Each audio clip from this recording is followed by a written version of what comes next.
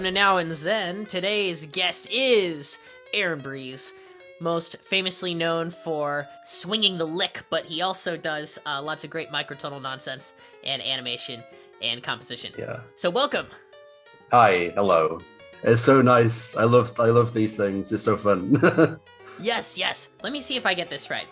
You had a song you did in 372 tone Serialism, and then another one in 1200 tone Serialism? Yeah. So it was because it was like during the pandemic, and obviously interacting with live musicians was very limited, and I felt like the whole instrumental thing on Zoom has been so tired and kind of a bit depressing, so I was kind of a bit sick of that.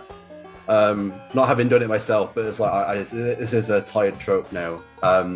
So I was also already kind of exploring this before the pandemic, but it was kind of using notation as a way to musical notation, conventional notation, as a way to explore rhythms that sound more human, as opposed to the performer making it sound more organic, I guess, with unintentional rits and accelerandos, or like things with pitch as well, because musicians never really play in tune or in time, which is a nice quirk that you can't really recreate in something like Sibelius, which is like note that just plays back everything so perfectly. So I was exploring this particularly more with rhythm, but then as a pandemic, I was kind of looking ways to explore this with pitch as well. And one of the features within Sibelius is that it's the microtone playback is you can pretty much tune it however you want, but there's like a lot of math involved if you want to do anything quite crazy. But the sort of algorithm that's quite easy to input very quickly is that it can do things up into 372 divisions of the octave. So I decided to go ahead and try and make that, which was really fun. But then at the same time as well, Sibelius was running into issues with trying to play back the microtones correctly. So that was also that. Yeah, that's another thing entirely. So that was a really fun little challenge. And then I think I made the reference in that video, like if I'd hit 1,000 subscribers or something along those lines, I'd do like a 1,000 Edo or sort of piece. And then when I got to 1,000 after the lick, but it comes very swung video, that kind of took off crazily in November. And when I started to like actually think about how I'd do this, it made no sense how to like work it out Sibelius. So I kind of left it for a bit, and then came back to it with when I had 1,200 subscribers, and then did it as like, we'll just do it 1,200 divisions of the octave, and then I'll just retune everything in Reaper manually. Oh my god, that's so much work. I don't even want to think about that. No, I kind of got a very sore wrist, like just trying to like manually like shift everything by a cent, because like no one would tell the difference, but I think I would know if it's wrong, and it's like it's got to be right, otherwise I'm not really doing it. So that was insane. But I think I figured out a way to do 1,000 Edo in Sibelius, but I don't actually know if it's accurate yet, so we'll see. But yeah. So it sounds like you've really taken the deep dive into Sibelius to do this stuff. I'm guessing that's why there's a 372 tone limitation. Like, does that have to do with how Sibelius does pitch bending? Yeah, because it has the quarter tone playback plugin, and it generates a text command, and then I think it's like every 16. It's numerical, and every 16 increments is a quarter tone. So then you can kind of divide. So one increment would be apparently 372, whatever that increment is in the octave. Like 1/372 of an octave, or like a degree of 372. Yeah. I've been calling that a degree. I think that works as like a word for like the smallest tone you can get in a particular equal temperament. Yeah, I think that works. Semantically, it makes sense. Yeah. Yeah, although I'm sure it's got some awful double meaning that can be exploited in a piece that has a clever naming scheme or something. Like the word tone being used for so many things. Oh my goodness. Oh, sure, yeah. And like the frequency as well, also being used for anything that doesn't actually mean pitch, which is quite annoying. Oh yeah. Or when you go into like music physics classes and then they're just like, "Hey, we're going to modulate the waves." And then I'm like, "To D major?" They're like, "No." Good But yeah. lord. Yeah, that's really funny. So when you manually retune notes in Reaper, okay, I just see. Here's the thing with this serialism idea. Like, people have various methods to keep track of this stuff, right? And for those of you listeners who haven't heard of serialism, it's a technique where you organize things in a very equal manner, such that many parameters are represented. And in 12-tone equal temperament, this often manifests as using the 12 pitches, like all of them, in either a melodic or harmonic idea before you use them again to avoid a sense of tonality. You can also do this with dynamics and various other things. So how many parameters besides pitch did you serialize in these videos? Were they different Oh, from that's a video good to video? And question. how did you keep track of this? I mean, I just don't even know how to ask That's this a good question. question. Yeah. Um, I kind of take it quite loosely because it's some may know, some may not know, but a piece by Berio called Points on a Curve to Find that has a tone row of 10 pitches, but still in 12 tones, 12 tone equal temperament. And it's on the one hand, you can be quite strict with it, and that can lead to some interesting results. But on the other hand, it's cool just to kind of use it as a framework or as a way to kind of navigate a harmonic landscape, I guess. But beforehand, I create. I'll see if I can. Can I share the screen? Yeah, Yes, I yeah, can. sure. We'd love to see your screen. So I created this, and I had to manually change all the bar numbers so I could keep track. So I created a 12 tone row, and then I just kind of copied and pasted it 99 times, but it's lost in zero, so it's 100. But there's like three or so different rows within there, and within those rows they're retrograded, they're inverted, they're transposed. So the numbers at the side indicates how many cents I'm going to tune up. So this is going to be the prime. So the first 12 are just normal. The second 12 are up by 1 cent, and so on, so on, so on, so on. And to also make sure I kind of got like a mix of everything, like, because if it's all just moving linearly and there's no kind of indicator, there's no retrogrades or anything or inversions or anything like that, then it's not the tuning isn't really going to come across so much unless you kind of skip back and forth between sections. So I decided to kind of go about and just start a retrograde from the very beginning. So P is obviously prime, and then the retrograde is then the piano. It says a plus 99, and so you get like that kind of X effect where by the time they're both at like 50 cents, they're sort of recalibrating. It kind of sounds in tune again. Oh, what? Oh, okay. So you're approaching this where like you started one that was like tuned like 99 cents up, and then one is normal, and then are you like detuning by like 1 cent as you go along the row in the 99-cent place, yeah. and then the 1 cent row is going, oh, okay, that explains so much. And then there's like also inversions in there just to kind of give it a little bit more harmonic color. But I can show you the point at where it kind of God, if I can find it. You got some delicious tuplets in there. Oh yeah, there's I'll explain that in a second because that's also a weird. I was working around like a technical limitation with that. I don't even know if I'll probably scroll past it.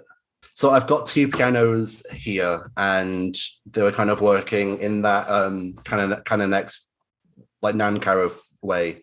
So plus 54 plus 50, 47, 53, 48, blah blah blah, until it kind of sinks in around about here. So like the retrograde and the prime are kind of they meet here where they're both up 50 cents. And then they kind of go back and just carry on their trajectory yeah. Okay, so then I see these set markers. So the notes are moving so fast. And like if I understand the process correctly, you would take that row and you would put it into Reaper, and then like you'd see the moment like in the waveform where it would go up like 1 cent, and you would Oh, just like splice that note and then just like click on it and transpose it up 1 cent. yeah, pretty much. It was horrible because I was like trying to time it so that moment would happen, and that moment where they kind of sync the tuning. But then also I kind of wanted the piece not to be lasting like 50 minutes or whatever. So I was like trying to like, get through all the pictures quite quickly. So I didn't really think about what that would mean when it comes to especially editing the tuning later on. But Wow. It's really a lot to think about. Like, you've got the constraints of the composition that you want to use, and because of this very peculiar constraint, you have to like get around it in a lot of ways to make something that sounds normal or like enjoyable for a lot of people who would visit your channel. also because it's also a lot of it is in 4/4 as well. And I recently bought a new vocal synth called M Voice, which can sing back Those lyrics. lyrics. But one of the quirks of it is that it can't, when processing it, it can't change tempo and it can't change type signature. Oh. So that was really annoying because some of it was like, I really wish this was like stop being so like Foursquare. But it kind of, I tried to kind of ease that off a little bit by having like the moments like this where it's kind of the sense of like tempo is pulling and pushing or whatever. Now, I gotta ask, are there more than 2 rows going at a time? Because you've got like the 99-cent row and then the 0-cent row, and they're doing a crossfade, right, the whole time. Is there like another one in there, or? There's like an inversion, a retrograde inversion, but they're kind of, I just add them in when I want a bit of color, but they don't see the full completion. I see. So it's kind of just to, yeah, just to add a little bit of color, but they're kind of not as important. Right. Yeah. Well, so I guess the 1200 tone serialism is a bit more of a challenge than the 372 serialism. Yeah, then, right? Yeah. So with the 372, did you use similar techniques? Like, did you use 12 tone rows and like partition them like 31 times? Because I think 372 is 12 times 31, right? To get my calculator. Yes, that's correct. Yeah. I did a similar thing. Yeah. I can't remember how. I think I just created 12 pictures and then just copied and pasted and then shuffled it for the entire thing. And then I think I did a similar thing where it's gradually rising in pitch, but I can't quite remember. But then at the same time, I was also adding loads of block harmony as well. So then, like when this harmony changes, the pitch is increasing at a much quicker rate than the kind of other layers of the texture. So that kind of creates that kind of very warped fever dream effect, I guess. Oh yes, I love that. And your style is just, it's so hard to describe because for me, like when I listen to it, I'm so used to hearing the same kinds of repetitions over and over from people. And also when people abandon repetition entirely, I'm used to hearing things that sound highly nonsensical, but you somehow have like this quasi repetition, I think, going on, like where like there's something repetitive happening, but you definitely can't make it out, but it's still like it hits all the buttons of repetition and novelty. I'm wondering if you have a special approach to that sort of writing in your serial work that you've done that we've been talking about. Well, normally in like concert music, I would kind of go more onto the deep end and just get less repetitive and kind of go more into novelty, to the point of the detriment of the structure of the music. But that's another game. Yeah. But then for like this YouTube stuff, it's like I gotta try rein this in, otherwise I'm just it's not going to be, there's the mean potential will sort of quieten. So I don't think too much about how it's going to repeat so long as it's kind of doing something that vaguely repeats.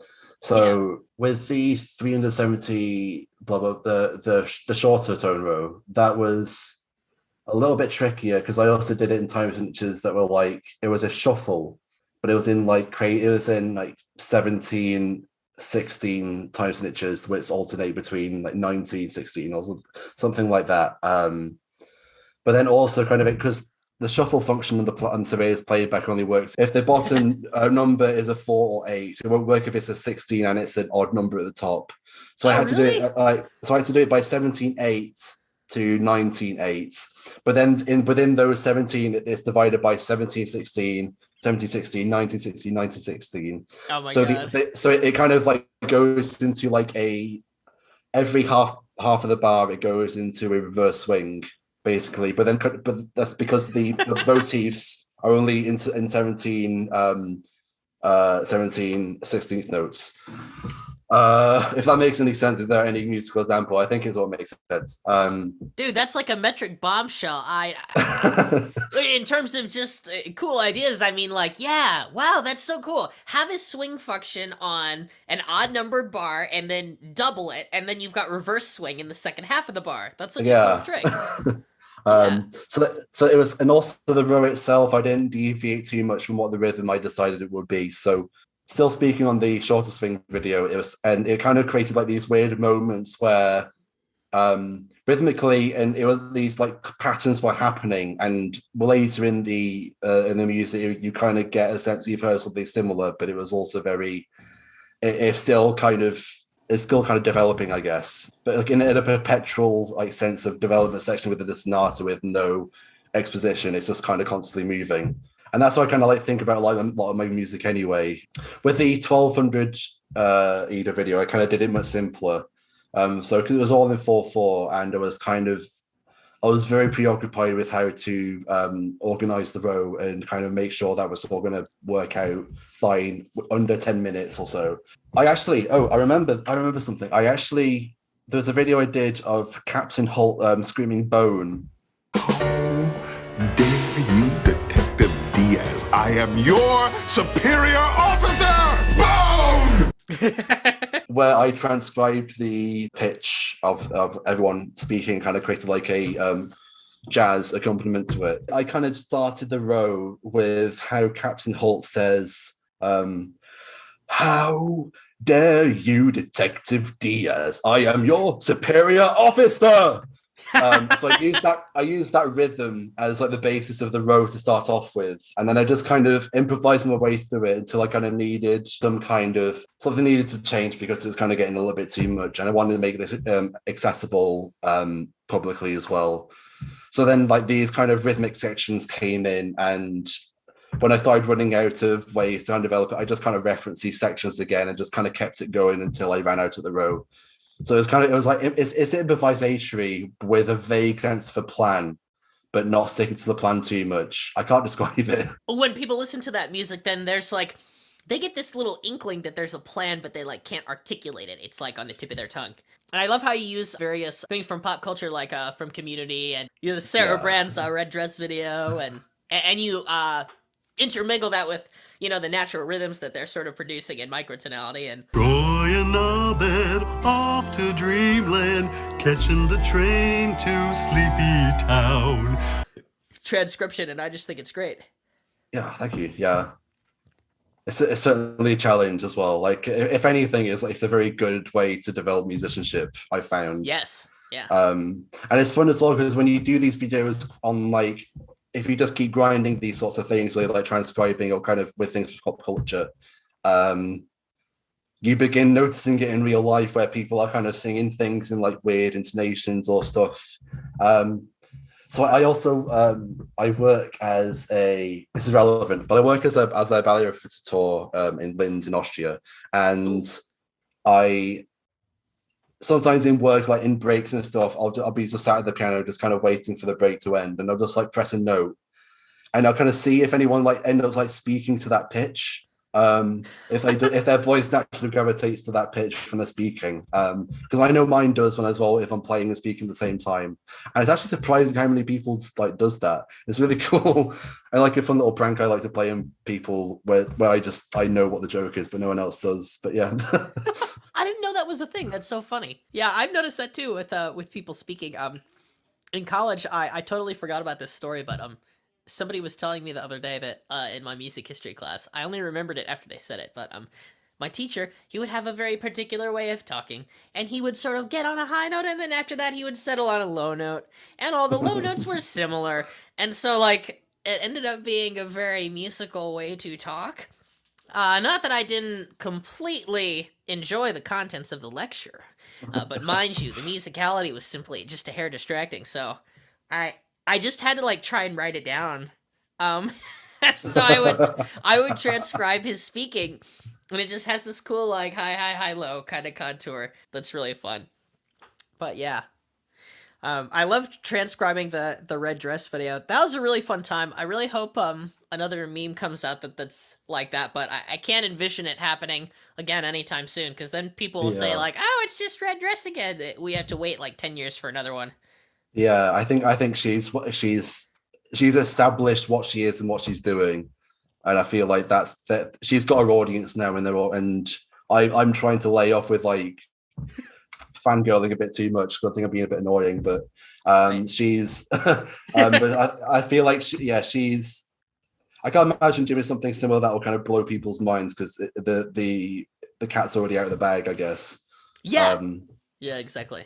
Be cool to see if something else comes up, because the internet is It's hard to like imagine a context in which microtonality can be popular, but of course this is the one that everyone wanted, right? Like everybody just thinks microtonality is out of tune, and here's a great example of someone singing something that sounds so out of tune that it's just like but yeah, man, it's yeah. I know personally, you probably have the same phenomenon as well, but I know every note of that song burned in my brain. So, like, you know, I could go out and play the chords and sing the notes that Sarah Brand sings. In fact, it might be hard to actually sing diatonic notes because I would be thinking of the other version. it's so weird, because I actually can't tell what the diatonic notes, what they should be if it was in tune. Right. It's so weird. I can't explain it. It's because yeah. Other videos that people made to correct it. Some of them, they have different interpretations because of where she's singing and like how completely unrelated it is to so many diatonic scale degrees, where like you could shift it up or you could shift it down and it would still be relevant. And you know, pop music is so like okay with diatonic harmony that now you can just sing like non-chord tones all day, which further complicates it. I just love it. Yeah. That's so cool. Yeah, I didn't watch any of that because I didn't want to influence what I would do with my video. But yeah, but it was kind of. But the only one who should steer is me.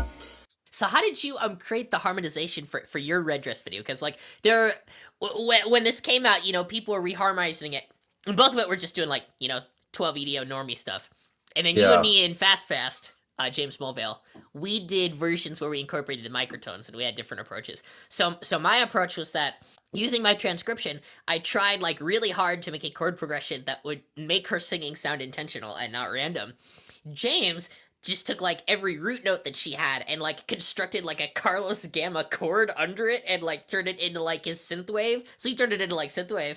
And then you have a version where you like have all these hilarious like quirky rhythms and like editing, and it's just so fun. So how did you go about approaching yours? Oh God, mine was less intelligent. Yeah. It was kind of futile, but I used a software to kind of get the general. It sort of transcribes it, but it does so badly, and especially with something like that, which is not playable by any software. So it kind of, I just used that as like a rhythmic hook. But then the limitation at the time, it had to be in 120 BPM, and that song is at 120 BPM. Oh no! So I had to kind of work out how to. So any kind of preconceived structure is kind of out the window. So I just kind of improvised it from beginning to end, and just kind of added drum fills where there could be one. And in terms of reharmonizing it, I looked more at the spectrogram thing, and sort of looking at where roughly the pitch is in relation to where the nearest 12-tone note is, and just kind of guessing how many senses going forward. Oh yeah. So all the harmonies was completely random, but I was just trying my best to like put it in tune roughly to what she was singing. Those microtones are absolutely buck wild. By the way, I don't know if people gather this from my transcription. I tried to post it in the comments a little bit, but like I was using 48 tone equal temperament to like get at what was happening. But there were lots of times where like she was singing like right in between like two 48 EDO pitches, or it was leaning one way or the other. So like it's truly colorful. It's not like the 48 tone equal tempered grid is like a good representation. It's okay. Like it gets you the idea. Like it helped me enough when I was singing to be like, okay, I need like an E flattish structure here. So I'm gonna like sing in that tonality and then jump back to another one. But yeah, no, it's just absolutely crazy. I didn't worry too much about the exact pitchness of it because I mean, singers sing precise pitches anyway. Right. So it was like my priority was so long as she's singing on top of the harmony, so that it Right. could be like a little bit too sharp, but that's okay. But yeah, as you say, it's kind of mind-boggling. There are also times, right, when like she's completely pitchy, and so in those times it was really hard for me to get a note. And then there are other times where she's like really confident about her incredibly wrong sounding note. I love that part that goes, "'Cause what they saw," and then like that note is just like a little bit under. It's just so good. Makes me think it's on purpose. Because like there's few times that happens, but I think the first time she goes a bit flat. Yeah. And then the second time she's kind of a bit more into it, and it kind of I thought that was a cool detail. She's similar levels of flat both times on the lead into that chorus, and then the first time she sings the chorus she's flat, and then the second time she's sharp, and then the third time she gets flat and even more flat. And yeah, there's it's crazy. one note where she's singing like, "They see me in a red dress, no different from the rest." And then like the note on rest is so flat that in my harmonization, I just take one note to have like everyone just sing the word rest with her so that it sounds like it kind of works. Red dress, no different from the rest. Starting to try. I bet there were similar strategies used, like, I don't know if you saw this, but like, in the US, there's like some dumb conservative thing, and they had like the nephew sing the national anthem, and she was like horribly out of tune. And then there were like those like acapella guys that harmonized it, and they used like a little bit of microtones, just a little bit though. Not like red dressed here, but like you know, up there. I wonder what kind of strategies they used to make that sound good. Oh, say does that star-spangled banner yet wave? Because with the red dress as well, it's like very. I was trying to go for more instrumental as well, so it's kind of it was very much just like, if this sounds good, I'll just leave it because there's too much going on. I don't want to overcomplicate it. Absolutely. You know what's really funny about your version is like you said that yours was the most simple version, and from listening, I would say that like yours would be the most complex version because it had all these rhythms in it. There's kind of a cool. There's sort of a neat crossing over that happens where when you get really into contemporary music and you like doing stuff that's just really naked and raw and easy to hear, when you just put it in, you know, it's kind of like when you're first starting. And I think there's lots of trained musicians that really don't like that. Yeah. I mean, because it's complex sounding, but the way I did it was like, I'm not going to care about like meter or structure or anything. I'm just going to like bash it out and see how I can make it work. Yeah. In terms of tuning or whatever. In terms of performance, I like piano pieces, which makes the pianist sound like they can't play, but the way they have to play it is really physically exhausting. So I kind of like that kind of the energy that sort of brings about, I think. Yeah. Yeah. I think there's a lot of people who are worried about that. Worried about what other people think. Like, you know, if you're a piano player and you get this piece, then it's like, hey, the audience is going to think I can't play. But I know that the way I do it, if I get one of those pieces, I'm like, I know I'm doing this right. I understand what it sounds like. So I guess that matters to me more than what the audience might think. Yeah. I feel my trick is like, even if you're not playing everything correctly, if it's done with like a crazy amount of confidence, they're not going to know or care. Right. Yeah. I don't think, as long as they kind of enjoy the performance, then I think that's the main takeaway for me. But I think a lot of people will differ in opinions about that. Other ways that you manipulate perceived complexity in your music, I always see these simplicity versus complexity debates, and they seem so rooted in just knowing what the methodologies are for creating like these situations. Like people assume that things in 4/4 are simple and things in irregular meters are complex, but then there's all these ways to break that binary. I don't think of it in that binary whatsoever, so it's kind of I sort of don't know how to approach the question. I kind of find complexity in things over time. Yeah. So if something's in 7/8 or 13/8, but it's in a constant ostinato all the way through, and there's like a very simple build up in the texture, that's really simple. That simple, yeah, exactly. Something people don't realize in these sorts of debates. You are probably cooler than I am because you don't see these like basic debates happening all the time. Oh, I just stay away from it because it really tilts me. Right? Yeah, yeah, it makes sense. But I mean, it's all, I don't know if it's arrogant, but I think it's just the way I was trained, and the way also how many aspects of my musicality are also self-taught. So I realize I'm an outlier, so I'm not really involved in the conversation there. Because I mean, for a while I was actually really into new complexity, and this was like between 2014 to, I guess now still, but I kind of have a different appreciation for it. And a lot of the difficulty of trying to actually get into it is kind of, I think there's either kind of, for me, I always fetishize the notation of it, and I thought that was like, there was also like something quite cool and quite punkish about how I looked on the page. Yeah. But then for a lot of people, this is a reason to kind of get very angry and offended, and I guess even sometimes traumatized as well, if depending on what experience you might have with like trying to play this music or with a teacher or whatever. New complexity creates a lot of stress for the individual, and so if you write things in such a way that it doesn't have to be that precise but still carries the aura of perceived complexity, you can avoid a stressful situation. I think I still am, but it was like I was very emotive in how I write music, and there was kind of like, it was getting to the point where it was kind of very formulaic. It was like, if the rhythms are kind of nested tuplets, the nested tuplets and triple forte, it was kind of, this is my angst, this is like everything I'm kind of pouring into it. So it's like all the stress from playing it or trying to play it. It was I don't think I've actually had any serious issues with working performers who approach this notation when it's my music, but I don't really know what it is I'm doing differently that other composers aren't. But it also might be because I'm quite lax and easygoing with it. It's like, this is just, this notation is supposed to kind of influence some kind of tense relationship with the music, and that's supposed to come across in the performance.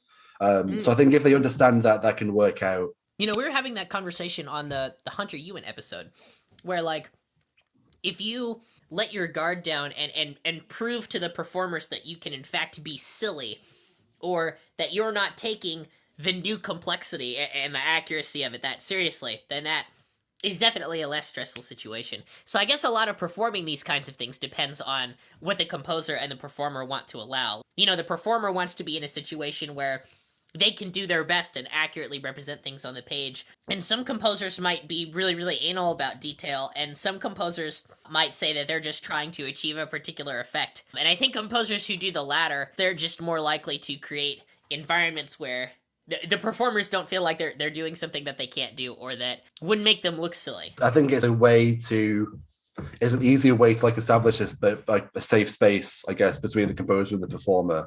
Because if something doesn't work with this particular performer, they know they can ask to do something differently or something differently. And I think it's more important a lot of the time that they kind of, the fidelity or like that kind of dedication to like making the performance like as good as it can be, rather than kind of replicating what's on the page.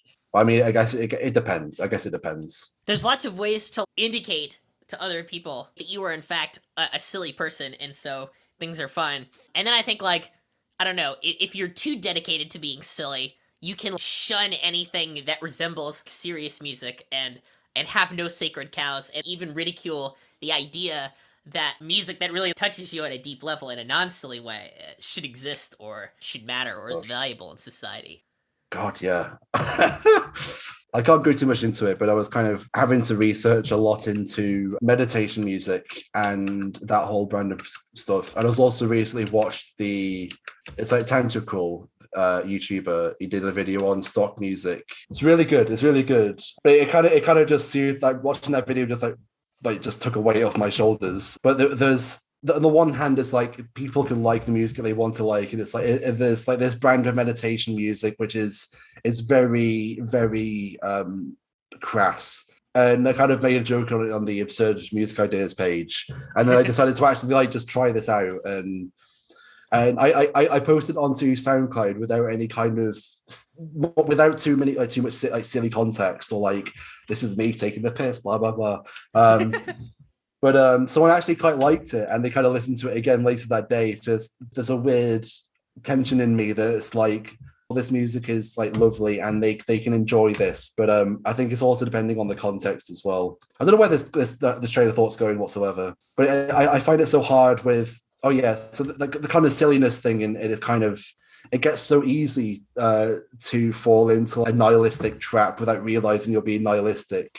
Because if everything's like so silly, it's kind of, nothing's really silly. You're just kind of, you just can't really enjoy anything properly because you're too cynical. Right.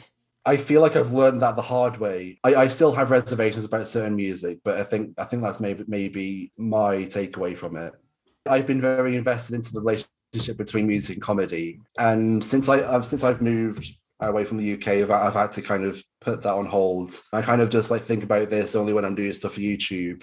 But even that kind of filters everything into like meme culture in a very specific way of doing things. So at the moment, I've kind of, the tunnel vision's much tighter. Before that, I was kind of looking into a lot of slapstick and ways to generate music through like this kind of, I guess, music generated from comedy, I guess, way to put it. And so I wrote the piece. This is the piano concerto. This is the greatest piano concerto of all time.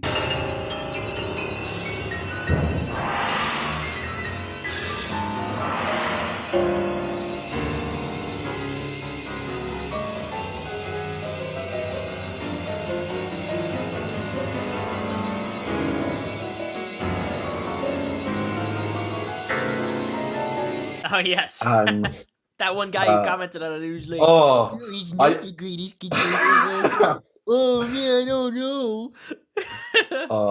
What a wimp. Yeah, I wear that comment like a badge of honor. Like that's probably my greatest achievement ever. It's so funny. Fantastic. But yeah, that was kind of like taking things into kind of a. I don't know why I wrote that piece. I think it was because. I don't know why I wrote that piece now. It's because it's also autobiographical, and it's supposed to explore like egocentrism. I think there's also something there's obviously something quite egotistical about writing a piano concerto for yourself to play. And so I deliberately made it so that the piece only had things I would be willing to do, unless I worked with a pianist who would also be willing to do it. But it's like I wanted to do this as well because it's my final year of undergraduate, and it's like I wanted to play piano concerto, so this is about me. I want to do this. I can't remember why I wanted to have this edgy approach to it with the kind of egocentrism. That's the kind of, I think I've just forgotten about that. But I started exploring like these like slapstick etudes. And using, just kind of embellishing on the physicality that I explored in the piano concerto. I was like playing with the piano in my head, playing with my feet as well. Yeah. So, and I feel like this approach is sort of, I don't have a distinction between silly and serious, because it's like you can do something silly but not take it seriously. Right. And you can make something serious and kind of be silly about it. And I think I'm in the latter. So it's serious work, and I'm not being flippant or not taking care of it, but it is kind of, I think it's a way for me to kind of maintain love for music, because I mean, I think as a lot of listeners or people know, it's after like 20,000 hours or so, it's kind of it's hard to constantly rekindle that love and kind of find ways to enjoy things again or re-intellectualize it, or it's a constant changing process. So I think for me, that's kind of the way I've been managing that. That definitely tells me that like the words for serious and silly, we need to sort of branch out and have different words for things. Confusing to describe. I mean, I guess the way, like, I'd say a lot of the things you do fall into this idea of like being a high effort meme. You're very serious and methodical about the construction of it. Like you're just, there's so much raw intellect that's being applied to what's happening, but then the output is just like hilarious, and I just love things like that. I think that's a great way to create silly content. Definitely. I think it's also a societal reflection or something, because you're kind of still creating art, and I think the fact that it's a meme doesn't really diminish that in any way, or it doesn't add to it. It's kind of it's just a way to indulge in content, I guess. Yeah, absolutely. And I think like the whole making like jokes and I don't know what it's like. If you're not a comedian, then it's not taken seriously, which I don't know, but it's such a weird thing as well, because I've also been exploring a lot what led into wanting to explore comedy was my interest in kitsch aesthetics. Oh yeah, of And course, yeah. And what I kind of found this unintentionally, because I quite like kitsch stuff, but in a kind of way I like in the wrong context. And I sort of found that this kind of made audiences laugh without me intending to make them laugh. Right. I couldn't really understand why it was funny, but it was okay that people were enjoying it that way, because it's fine. I feel like I can see past some social conditioning in a sense, and it's so weird when you see the people who are conditioned in some way but then it aren't. So I was kind of fascinated by that in a way, and it sort of leads to like funny comments like that one in the piano concerto where it's like, this is not the greatest piano concerto of all time. Well, duh. Literally. Oh my god. Because I also made it sure that it was not so good that I was actually going to seem like I was serious. So that was but then also as well, what people define as kitsch is also going to change from person to person as well. So it's kind of, there's a weird sociological element which I found fascinating and still find fascinating, but not as much. But it's kind of also, I'm glad someone else is also exploring that, like Sarah Brand's stuff with the completely different approach that she has to it. So I'm kind of glad there's other explorations going on there.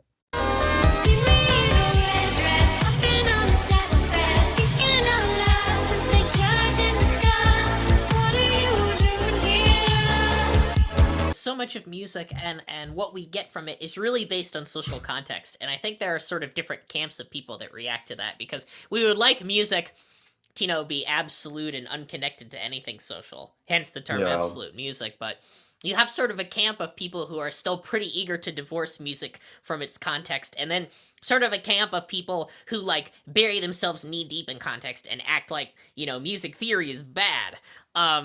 And I sort of I used to be in a little bit more of the former camp, and I'm moving towards the latter camp where I'm much more interested in social context and different ideas. It's startling to think about how many composers I know who write creative work don't really take on this idea of putting things in the wrong context intentionally. And I think that's almost because 90% of the time, if you try that really creatively, it's going to be something that almost no one has thought of, and will be perceived as incredibly silly as well. And microtonality can do that really, really well. It's amazing. It's almost completely untapped, I think. Definitely. Have you ever seen people who self-deprecate themselves a lot? Not in daily conversation, but, Twitter bios. So it's almost really funny because, if you run across a composer on Twitter, there's an 80% chance that their bio is going to be, worst composer ever, likes poop, bleh.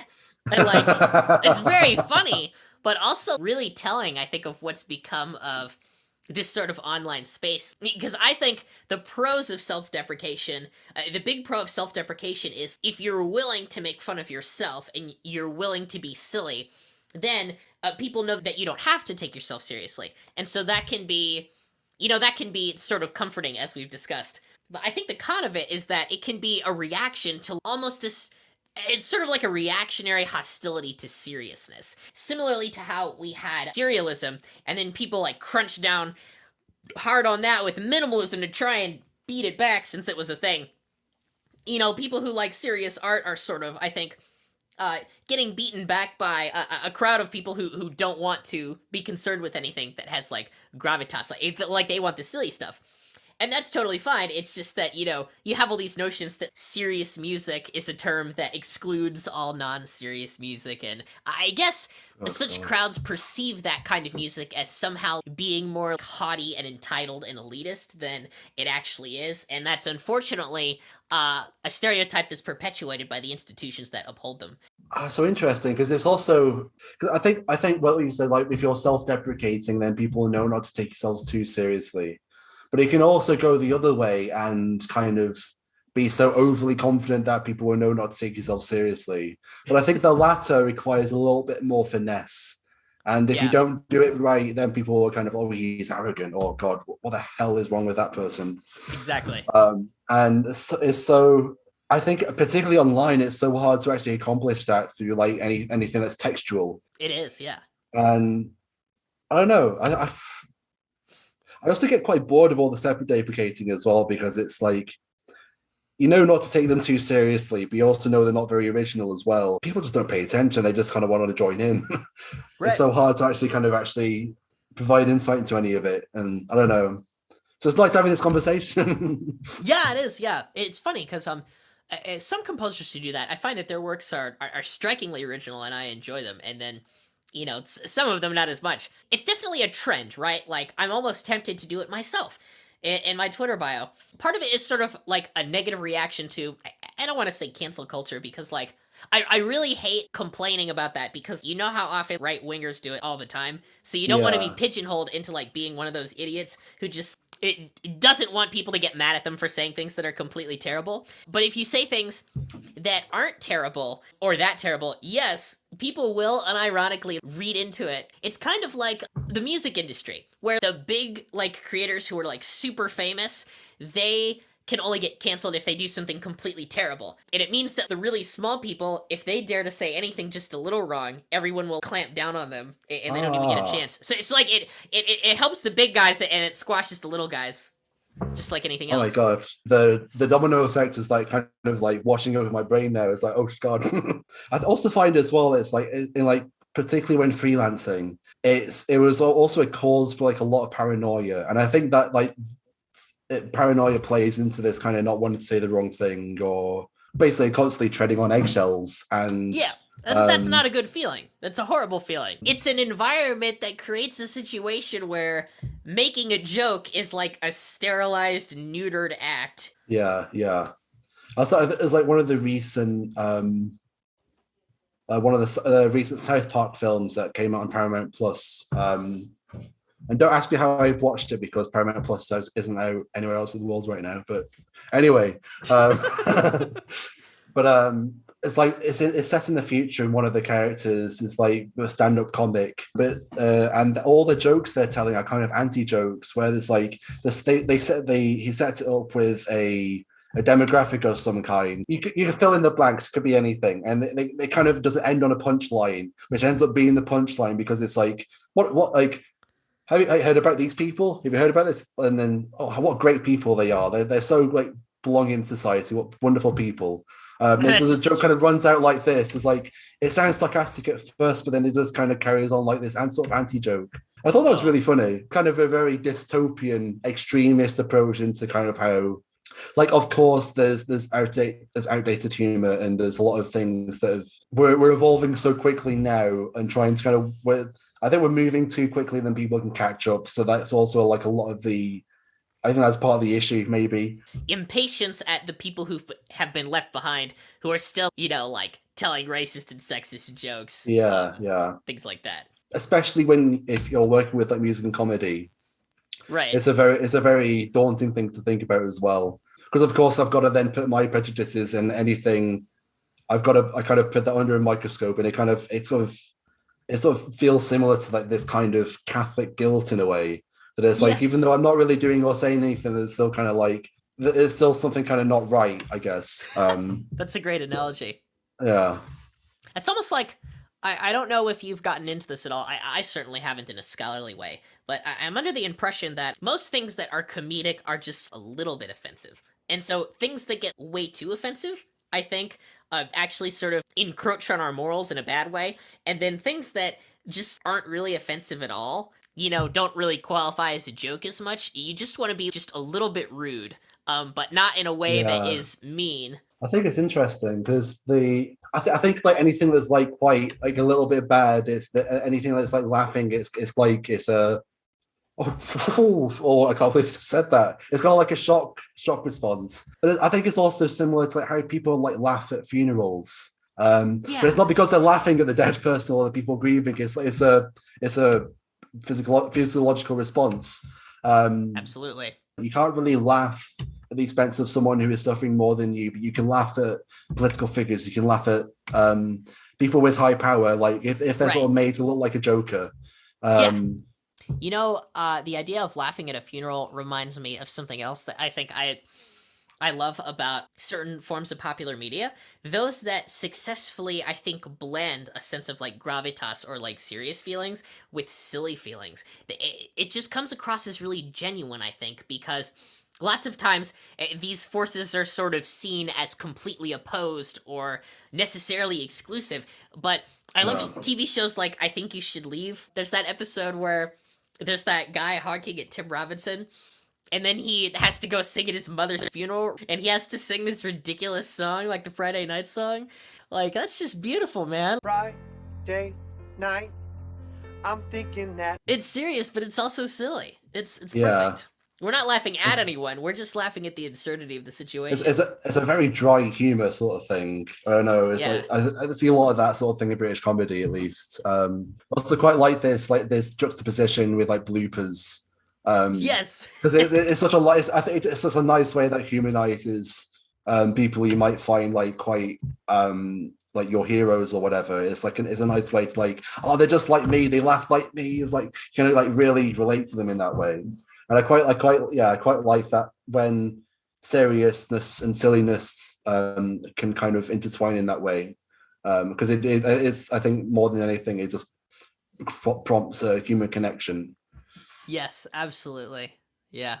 That's a great way to put it. You know, a lot of people are used to thinking of their heroes as superhuman, and I don't know how healthy that is when the people like exist in real life. But I think it's possible to still have that kind of admiration without tacking on that extra part.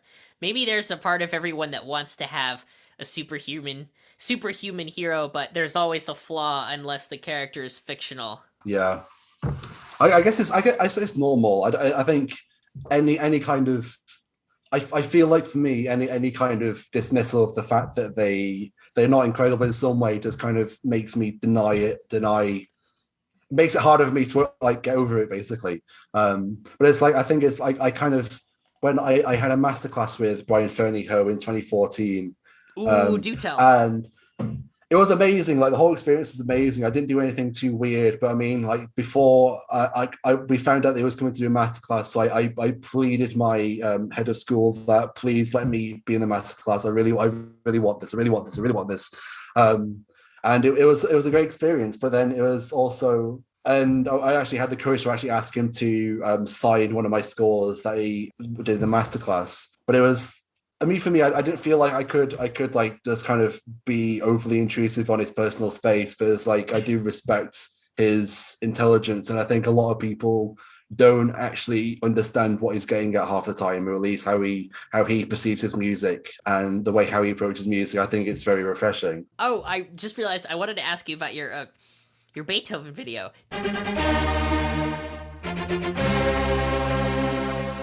The one where it's in 5/8, yeah. and in 5/8, what a great way to just like completely warp a tune that everyone knows. It's just so freaking zen. Because the expectation. Oh, that's my ringtone now. It started off as a joke that wasn't even that funny. Because like I was like imagining a sketch, and I just kind of like recorded it as a voice memo.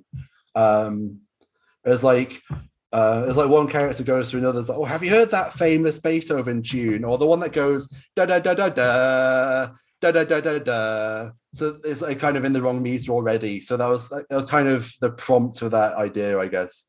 And I thought I'll just I'll just take this a step further and put it into 5 EDO, and it sounds wild. I don't think I could do the whole thing like that. I think after a while, it get quite repetitive. But it's like, yeah, there was. I think I will probably do more of that at some point. But I want to find a reason to do it. But it was really cool.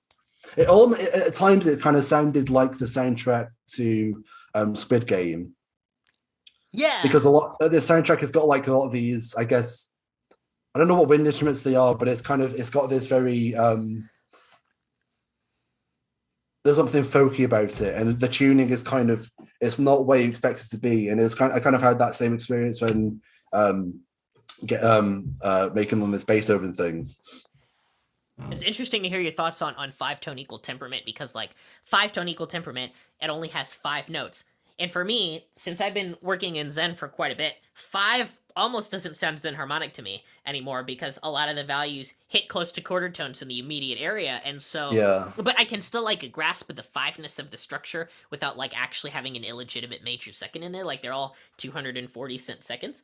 But then the way you put a twist on it with this tune really like exposing, it really like exposes it as being in that sort of weird place again.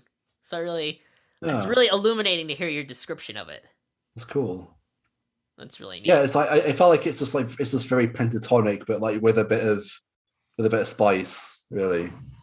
Right, yeah. I guess it depends on like there seems to be like a split between people and musicians, who get used to a mode no matter what tuning it's in, and then musicians who will like always think that something sounds out of tune, even if you played something with a really repetitive ostinato for like 5 minutes in a Zen harmonic tuning that was easy to grasp because of its small amount of notes. There are people who would like after that just be like, wow, that was just wild.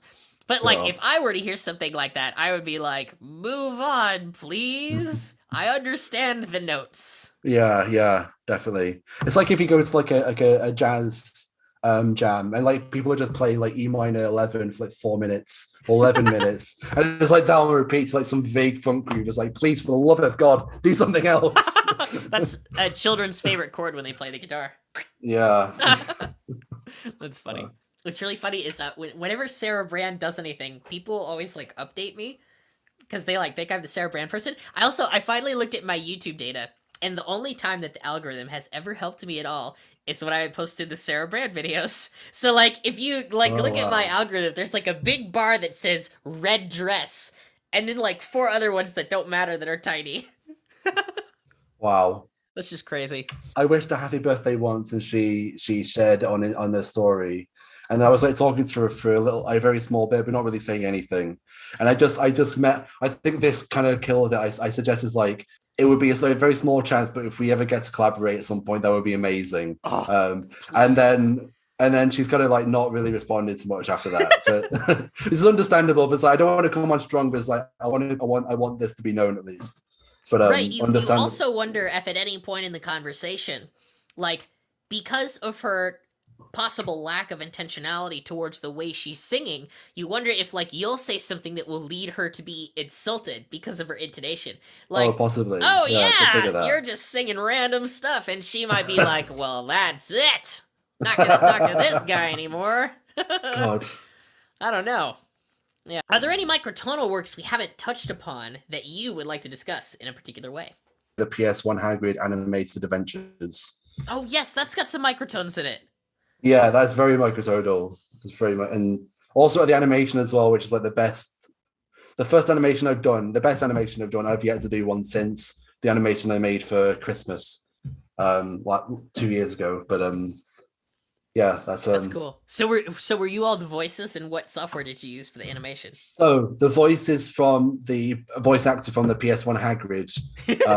So there's a video on YouTube where it's just like the clips of the voice of that PS1 Hagrid just compiled together. Out of context, it's actually quite funny and like kind of like very suggestive. So I kind of had like it was like I really also wanted to learn animation because this was like during lockdown and just learn new skills and whatnot. So yeah, I kind of just made this in 3 days with like nothing else to do. It was very intense. It was like it was quite fun. I want to do something like that again, but it was also very time consuming, and it would be fun to have this as like an ongoing series. But I mean, I have no idea what that could be really. So I mean, I want to do more animation stuff, maybe simpler. But I think like something like that. I don't know if you've seen the Big Ledge show. Oh, I have not. Okay, it's a very particular audience that could watch it, but it's basically an animation all made on paint.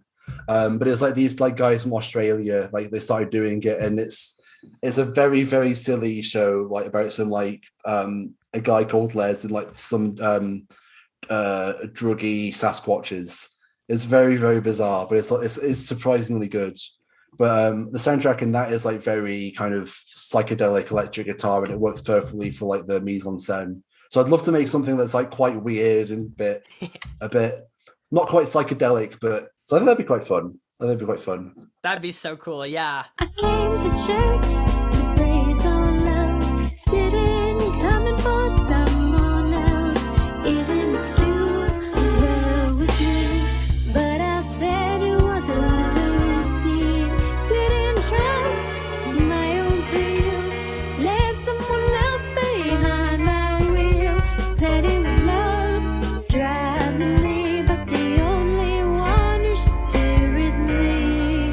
what people to check out? YouTube, youtube.com/user/Aaron Breeze Composer. You can find my videos there. Popular videos are quite popular, so maybe you want to start with them. And it's also divided with like absurd music ideas, some animations, some wacky arrangements, and so on. And Instagram, I don't really do much on it, but maybe I will at some point. That's my Instagram. I think that's Breeze Composer. This has been very fun. Great, thank you very much. It's been a very fun and very insightful as well. A refreshing conversation. Absolutely. Okay, I'll see you later. See you later. Do anything for time. Time to change the hearts and minds of people not like me and break or stride. Thanks for listening to Now in Zen. The version of Red Dress you're listening to is Aaron Breeze's version, and there are two other ones, my version and Fast versions. And we all have really cool, interesting, different approaches. You should also listen to Aaron Breeze's piece in 1200 tone Serialism. That's a good idea. A special thanks to our patrons, our Zen Harmonic patrons, as well as our Zen Harmonic gods, Mike Battaglia, Sheldon Bird, Barry Lemon, Adam Freese, Matthew Sheeran, Vincenzo Cicarella, Hector McGuffin, Christopher Bailey, Leland O. Weigel, Amy Coleman, Joe Weigel, and Tina Harmon Carto. Your support is definitely what makes this possible for me, and makes me feel appreciated when I create these episodes. I have 4 episodes to edit right now. The next one is the Nicholas Protzak episode. That'll be a good one. And I'll remind people that at 60 patrons, Now and Zen will come back and create episodes consistently instead of sporadically. And also mention that patrons get to listen to these episodes early, perhaps even a month or so early, based on when Libsyn allows things to upload, because it only allows a certain amount of material to be uploaded at once. But yeah, anyway, that's the plans for Now and Zen going forward. I do want to make a lot of new episodes. So enjoy the rest of this delightful Sarah branding.